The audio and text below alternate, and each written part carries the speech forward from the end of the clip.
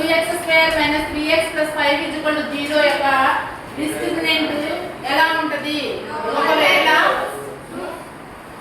ఆ మూడు కేసుల్లో ఒకవేళ రియల్ రూట్స్ కనుక ఉంటే, మూడు కేసుల్లో రెండు కేసుల్లో రియల్ రూట్స్ ఉంటాయి, =0 కానీ >0 కానీ అయితే రియల్ రూట్స్ ఉంటాయి. అప్పుడు ఫార్ములాలో సబ్స్టిట్యూట్ చేసుకుని -b + or -√b² - 4ac/2a వేసుకుని కనుక్కోవాలి. ఇక్కడ కానీ ఇక్కడ ఆన్సర్లో మైనస్ వాల్యూ వచ్చింది. మైనస్ వాల్యూ వస్తే నో రియల్ రూట్స్ కనుక్కోవసరం లేదు అని ఇచ్చాడు. ఒకవేళ రియల్ రూట్స్ ఉంటే కనుక్కోండి అని ఇచ్చాడు. ఎక్సెస్లో ఫస్ట్ సమ్. దీన్ని కంపారిజన్ చేసుకుంటే ఏ వాల్యూ ఎంత? x² coefficient is called a, x coefficient is called b. -3 వేసుకోవాలి. c 5. ఆ మైనస్ దగ్గర కన్ఫ్యూజ్ అవ్వకూడదు. అక్కడ మైనస్ వచ్చిందని -bx అని రాస్తున్నారు. కాదు, ఎప్పుడు standard form ax² + bx + c 0 ఉంటుంది. అది స్టాండర్డ్ ఫామ్.